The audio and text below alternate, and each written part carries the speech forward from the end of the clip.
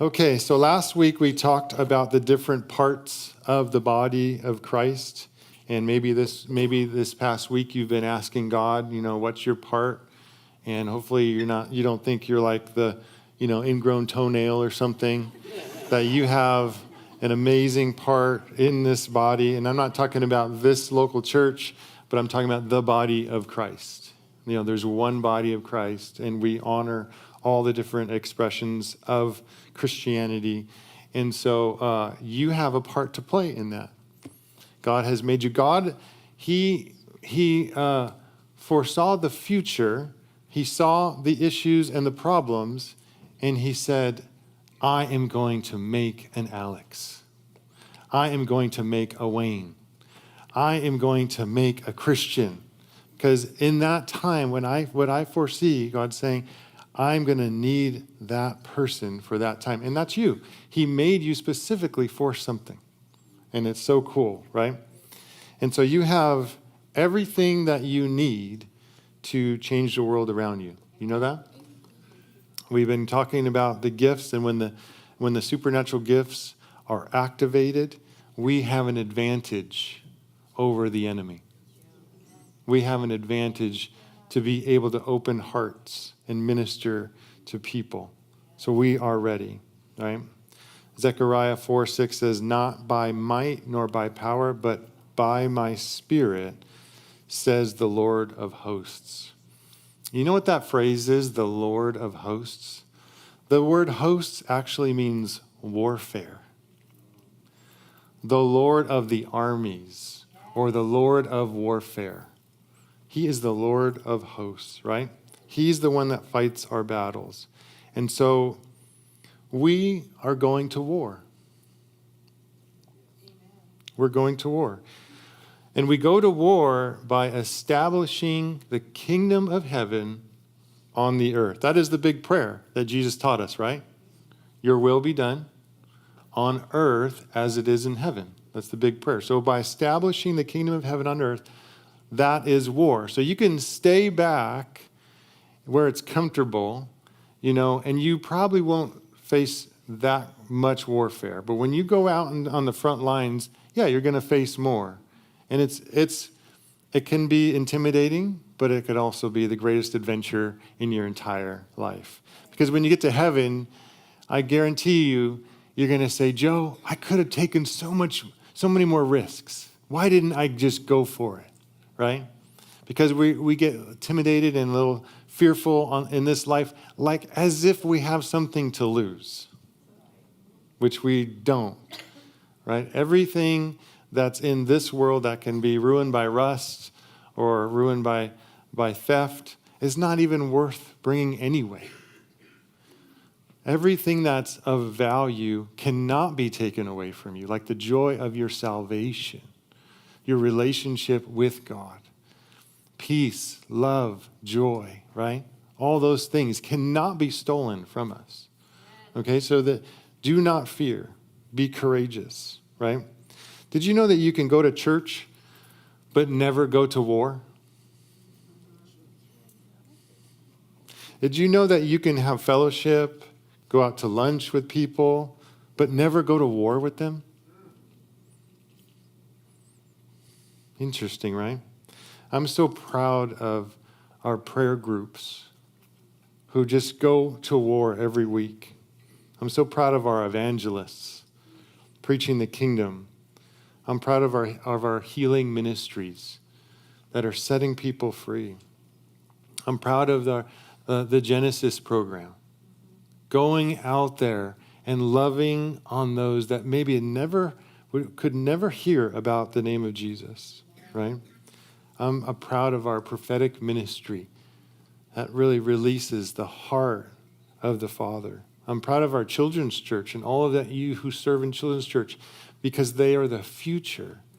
And we're not just babysitting back there. We're training them in the supernatural ways of royalty.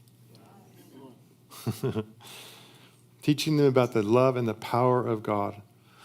I'm just so proud of our worship teams that change the atmosphere and put in that work so that they can lead us into their encounters. you know? And I'm so proud of all of you for singing your hearts out to Jesus, because he absolutely loves that incense that comes up from this place. He just loves it, right? I'm proud of all of you. You all have a different part to play. You all have a sphere of influence that you can touch and you can be an example for, right? There are people that you know that I'll never reach. I'll never come in contact with them, one, but two, you have what they need. God has placed you in their lives for a reason, right? Last week, I just want to explain this little thing. I had Manny come up and do flags on the stage. And I want you to know, it's another type of warfare because he's changing the atmosphere, going after things. And I don't know how much you know about that, but when we have our worship teams come up, they go through stuff to get a breakthrough. They're battling things as they're worshiping, right? Throughout the week, they're battling things, right? And so I just wanted you to know that, because some people may think, oh, anyone can go up and flag. No. Manny came and asked me. I said, yeah, go for it. I've known Manny for many, many years and trust him with that. And so when something like that happens, just partner with that and receive what's going on. Say, yes, God, do it. You are the Lord of hosts. You are the Lord of armies, the Lord of warfare, right? And so another thing that we are is found in 2 Corinthians chapter 5, verse 20. It says, therefore, we are ambassadors for Christ, as though God were making an appeal through us. We beg you on behalf of Christ, be reconciled to God. So God is using us as his ambassadors. What does an ambassador mean? A diplomatic official of the highest rank, appointed and accredited as representative in residence by one government to another, usually for a specific length of time. Isn't that so? That's a definition from Google, but isn't that so kingdom? That's who you are, a diplomatic official of the highest rank, appointed and accredited as representative in residence, you live here, by one government to another. The kingdom of God is a government. And you're representing the kingdom of God to the kingdom of darkness. And just like Jesus, you're saying there's a new sheriff in town. Right? And that is conflict. That is warfare. But we don't fight people. We don't argue with people. We don't tell people how they're wrong and how they're terrible. I mean, everyone knows that. That's easy. You know what I mean? You don't have to remind them. If you're not a Christian, do not have the Spirit of God. I don't know about you, but I was down on myself already, right? And I think most people out there are, right? But we represent another kingdom. We represent his kingdom. Like Desiree was saying, I'm tired of living that lukewarm Christian. Like I'm just going to church. I say I'm a Christian, but I'm not actually doing something. And I want you to be blessed by doing something, by finding your place. Jesus, who is our example in everything, he proclaimed a new kingdom. He proclaimed a new authority, a new way of doing things. And he was a new king, right?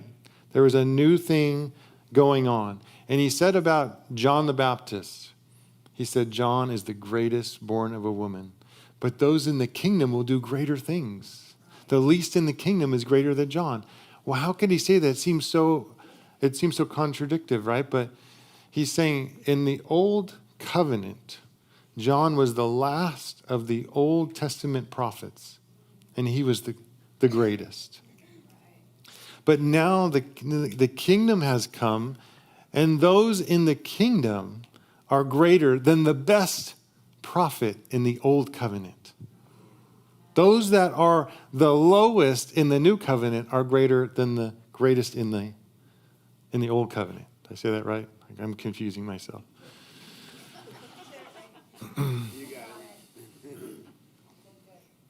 It's amazing. Amazing. You are a diplomatic official. But there's a new thing. And sometimes we get stuck in the old way and we don't realize that there's a new way. I was a graphic designer before I became a pastor for 7 years.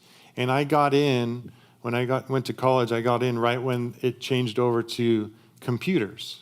So all graphics are done on computers now, right? But my mom was a graphic designer, and I helped at her workplace a couple times. And they used to do everything by printed, waxed paper, and they would cut out all the text and place it on boards that, like an entire magazine, right? And then for a while I did T-shirt design for Hawaiian 9 Creations, and we had to cut out the rubies and shoot it on a huge camera in this big room and make these transparencies for each color. It was a pain, right? But what happened was there was a moment where that whole industry changed. When Apple came out with a computer that could do graphics, the whole industry changed. And some people said, well, I'm not going to bother with that. And my mom, she bought one of those little Apple computers, you know, the ones with the screen attached and everything. She brought it home and she learned it, and she was able to keep going. But some of those people lost their jobs. A whole industry was gone overnight because of a new thing. If you tried to stay in the old thing, you were unemployed, right? It's like a new wineskin. You try to put, new wine in an old wineskin, it'll burst the wineskin because new wine stretches, it expands. It's supposed to have an old wineskin. It'll burst it and everything will be lost, right? That's what Jesus said. So those in the kingdom are greater than the Old Testament prophets. And some of us are still trying to be like Old Testament prophets to gain God's approval. But Christianity is not about keeping the rules to be accepted. That's not what Christianity is about, right? Christianity is a general, King Jesus, who commissioned a new army with supernatural weapons to enforce his will on a defeated enemy. Much more exciting than just going to church, right? And church doesn't make you a commissioned ambassador. Your decision does. You deciding to step into the game makes you that. Right? And I hope we all make this shift from being a church attendee to being a task force of heaven. It's time to see yourself differently. It's time to step in to who God's made you to be for a time such as this, right? I'm not going to waste my time trying to be perfect on this earth. There's a lot of things going on in my soul, But if I just focus on that, I'll be over 100 by the time, I finally get to all the issues. I don't have time for that. Let's forget about navel gazing and let's step out and think about others. That is the sign of maturity. When you're a baby, it's all about me, me, me, me, right? But when you mature, you begin to think about others. And I was a late bloomer in that. We got married. I was just totally selfish self-centered. But when you give up your life and you say, you know what, I'm going to start thinking about others. I'm going to start serving others. And in the back of your mind, you're thinking, I'm really giving up so much. But you know what? Jesus said, when those who want to find their lives will lose their lives. When you do that, you find so much more joy and purpose and so many amazing things. You think you're losing something, but you're actually gaining. That's the big secret about the Christian life. When you die to yourself and you move forward and start thinking about others, it's the most amazing adventure that you could be on, right? So I'm stop trying to be perfect and focus on the mission of setting people free. Like I said, we possess the Holy Spirit. We have the tools and we have the gifts, and the gifts are keys to unlock hearts, right? But when we go to war, what I mean by war is this thing of love. This is the greatest weapon. And this is the flavor of Jesus. So as ambassadors, we're asking, or we're pleading with the world to be reconciled to God.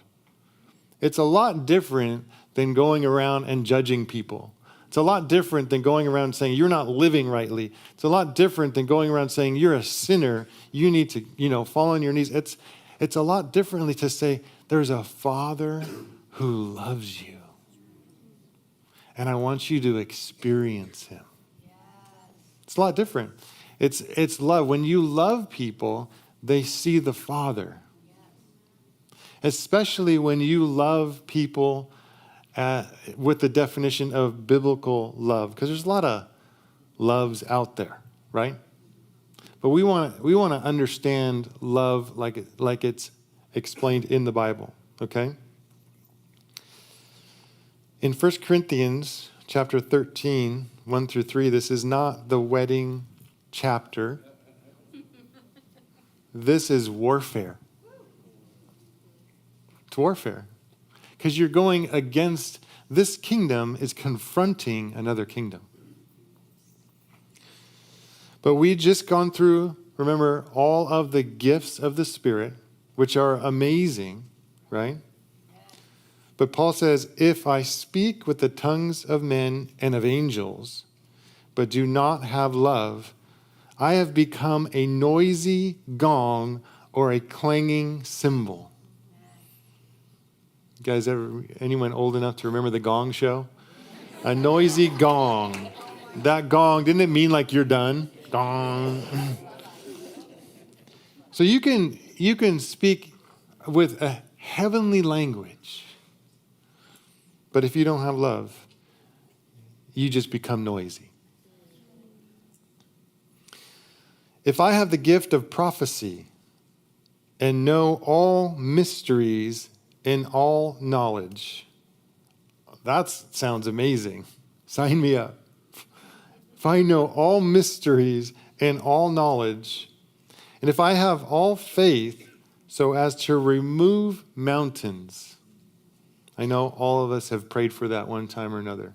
Like there's a mountain in front of me, God, just remove it. And you're wondering, like, you're proclaiming, you're declaring, you're like, where's the authority?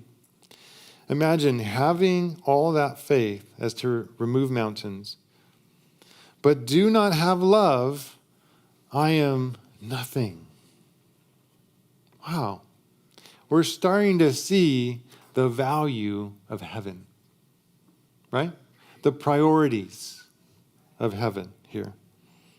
And if I give all my possessions to feed the poor, and if I surrender my body to be burned, and that was a reality in those days. People were burned, right? Even the Apostle John, they put him in a boiling pot of oil. Peter was crucified upside down. Paul was stoned many times. Stephen was stoned and killed, right? So what he's saying was very real to them in that day. If I give my body to be burned, if I proclaim the gospel enough to where they kill me. But do not have love, it profits me nothing. And so what he's saying is, everyone in those days had a value for, I'm going to preach the gospel, and if I get martyred, then I will have a reward in heaven. But he's saying, even if you surrender your body to be burned, but do not have love, it profits you nothing. There will not be a reward for you without love, because that act was selfish. And so in the midst of the world with our supernatural gifts, the most important reminder is to love. And this is where the war is. As soon as you decide, I'm going to start thinking about others, I'm going to start praying for my boss, I'm going to start witnessing my neighbors, I'm going to start loving my spouse. As soon as you decide that, you know what happens? All kinds of distractions. How many of us have committed to that? I'm going to be a loving person. And all of a sudden, what happens? You get health issues, or someone rejects you, or you get offended, or I don't know. The enemy does not like that. Because love is the greatest weapon in the universe, right? This is where we face the fiercest battle when we set out to establish love in our hearts, in our actions, in our environment. This kingdom weapon, if established, can change the darkest heart, can change the darkest neighborhood, can change the most hopeless family or city. And so General Jesus has sent us out, has commissioned us as ambassadors of love with the ministry of reconciliation. And it's not just any love. It's not just kindness. It's not just giving out food or water bottles. As we encounter God, we learn what the true definition of love is. Because he says, love one another as I have loved you. And so in order to do that, you have to first experience his love in order to love like that. You have to know his love. You have to understand the height, the breadth, the depth, the width of his love so that you can love like that. Right. Because it's different than the world's love. The world loves like a contract. If you do your part, I'm going to do my part. As soon as you mess up, I am going to cancel that subscription of love to you. I am going to protect myself because I am more important than anyone else around me. If you mess up, I'm going to be like a snail and I'm going to go back into my shell because you are not worth me getting hurt. What if Jesus had that mentality? You are not worth me getting hurt. So when you think about heaven's love, obviously we think about Jesus dying on the cross. And he said, I'm going to be rejected. I'm going to be spit on. I'm going to be beaten. I'm going to be whipped. And I'm going to go through all that for you. He did it for the ones who were whipping him.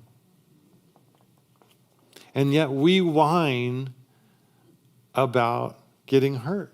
We do. I do too. I shrink back like a snail into my shell. I just say, I can't trust that person anymore. Can't trust him with my heart. And we have all this language that we use to withdraw our love from people who need it most. Some of you have parents who you haven't talked to because one way or another they failed you. Yes, they failed you, but don't fail them. Amen. There's the word love in here is the word agape. It's an unconditional. See, the world treats love like a contract, but heaven's love is like a covenant. A covenant says, I will love you no matter what you do. My love will keep coming and keep coming. It doesn't matter how you act, doesn't matter what you say, doesn't matter how you treat me. And we can only do that when we're filled with God's love. You know that. Amen. When you are secure in God's love and you know that you are loved, then you can give love freely. But when you do not know that you are loved, every other person's words will hurt. Right? And you can't take that. But when you are filled with God and his love to overflowing, when you know you are a child of God, what the hurtful words that come only cause more compassion. So if they only knew the Father's love, if they only knew him, they wouldn't be treating me like this. Maybe I can be the one to show them. Maybe I can lay my life down like Jesus did to love them. That's hard to do. But that's the kind of love we're talking about. That's the kind of love the Bible lays out for us. Not just any love. Jesus demonstrated the true definition of love, right? In 1 Corinthians 13, 4 through 8, it defines this kind of love. It says, love is patient. Love is kind. And it is not jealous. Love does not brag and is not arrogant. Love does not act becomingly. It does not seek its own. Is not provoked. Does not take into account a wrong suffered. Does not rejoice in unrighteousness, but rejoices with the truth. Love bears all things, believes all things, hopes all things, endures all things. Love never fails. And you can put Jesus in there. Jesus is patient. Jesus is kind. Jesus is not jealous. But what we want to do, we know that about Jesus. We want to be able to put our name in there.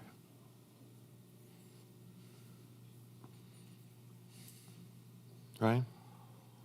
Love never fails. Wouldn't it be amazing to have on your headstone, Denise never failed me. Wouldn't that be cool?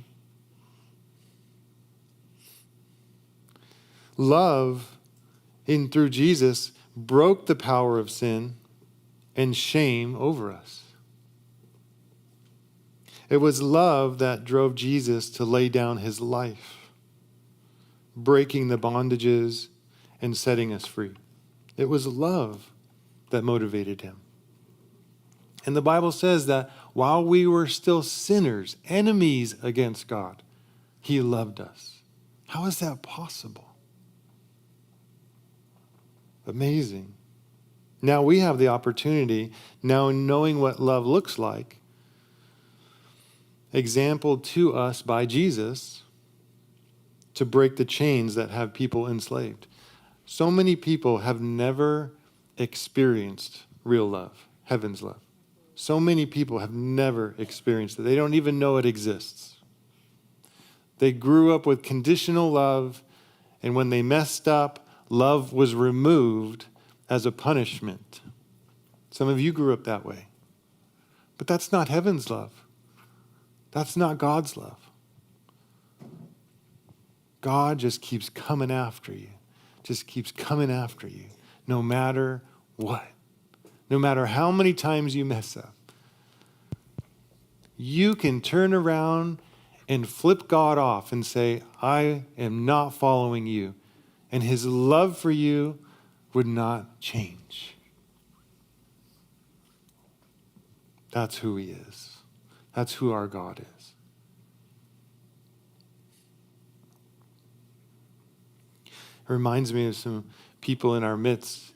You know, Scott Marshall was telling me a story this week, I forgot which day. And in his neighborhood, there was a gal who was getting evicted. She couldn't afford some fix-it things that she had to do to her house in order to get it approved by something and by the homeowners association. And she had an eviction notice. And she was telling Scott this, and Scott says, well, how much is that going to cost? And she told him, and Scott said, well, I'll help you with that. And the lady looked at him and said, I don't know what I'm feeling right now. I don't know it's because they've never experienced, some people have never experienced that. Scott just said, I'll help you, I'll take care of that. She's like, I don't know what I'm feeling. Amazing. We were at home a few months back, and one of the neighbors, this was like 9, 10 at night, we're just kicking back, doing something, and got a knock on the door. One of the neighbors, who knows I'm a pastor, brought another neighbor who I've never met, who was, I think her husband left, or she was going through all kinds of stuff, just brought her to my door. Never met this woman. Explained what was going on. I spent the next hour hugging her and telling her how amazing she is, how God sees her. She was just weeping. I never met this woman before. It was kind of crazy. I come back in, and Andrea's like, what was that about? I'm like, oh my gosh, you have no idea. But what if people knew us that way? Knew us so much they can bring someone to the door? What if they knew that you would love them no matter what? What if they said, that house down there, if you go there, you're going to be loved? And people are like, what are you talking about? The words they will say to you will just be out of this world. That's love. And that's who our Jesus is, right? The enemy would rather me say, hey, you know what? I have office hours, and you can come there. We have a sozo ministry. You know, I'm tired. I'm off the clock. You know, why are they go back in the house? Why are they bothering me? These neighbors, you know. But isn't this the mission, right? John 15, 12 and 13, this is the Passion Translation, says, so this is my command. Love each other deeply, as much as I have loved you. That's a tall order. That's a tall order.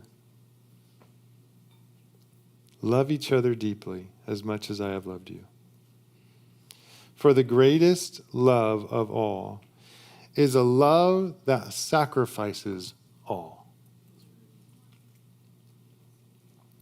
And this great love is demonstrated when a person sacrifices his life for his friends. And it's not just helping people move, although that's included.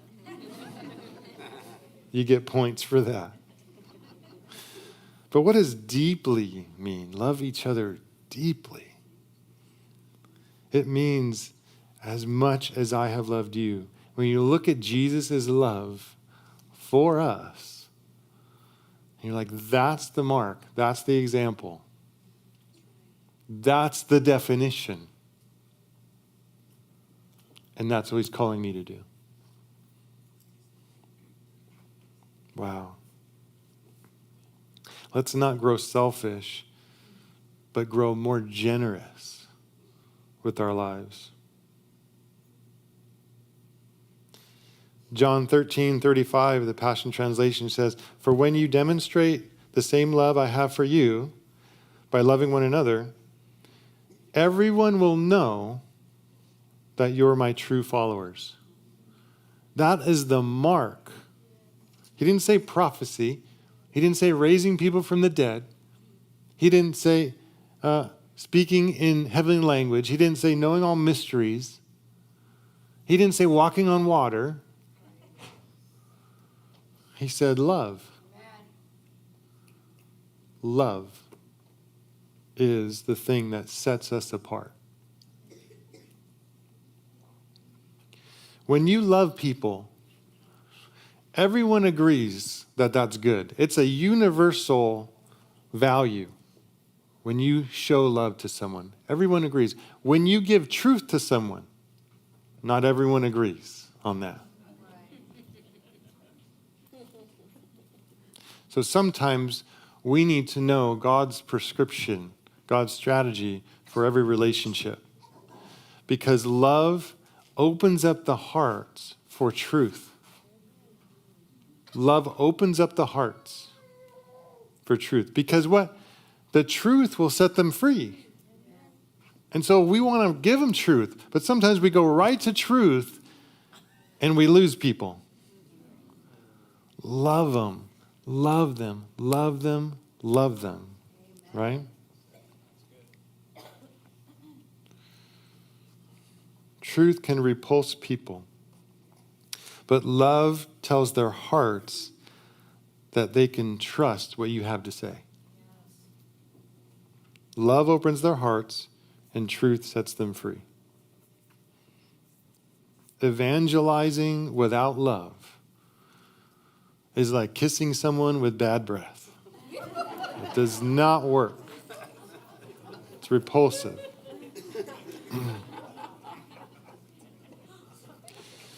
So we have a song. I have a song that I requested the worship team to do. And you can sing it. We've never done it here before, so you might want to look at the words.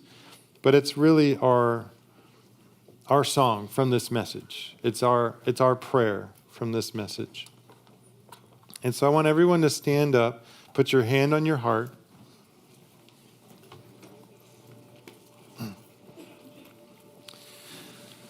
And I want you to get this commissioning today, because it's not a commissioning from Pastor Joe. This is a commissioning from Jesus himself. He said to go love one another. And that does not mean only those who are nice to you. It doesn't mean just your Christian brothers and sisters. Because when they asked Jesus, who is your neighbor, or who is our neighbor, he talked about the Good Samaritan rescuing the guy on the side of the road who he did not know, took care of him. So this is a commission, a command of the new covenant, of the new wineskin from Jesus himself. So I want you to receive that commissioning today. So God, we receive your words to us. We receive your command in this new covenant to love one another.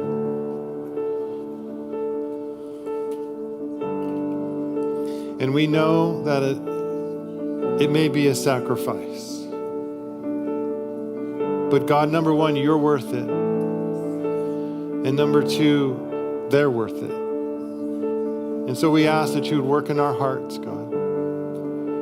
Work in our hearts and change our perspective, that we would grow in maturity and being to think first of others. That we would think first of your mission on the earth. That we can all do our part in loving well, God. Thank you, God, for loving us. We receive that. And by that love, we love others. And we commit to to loving others. In Jesus' name, amen.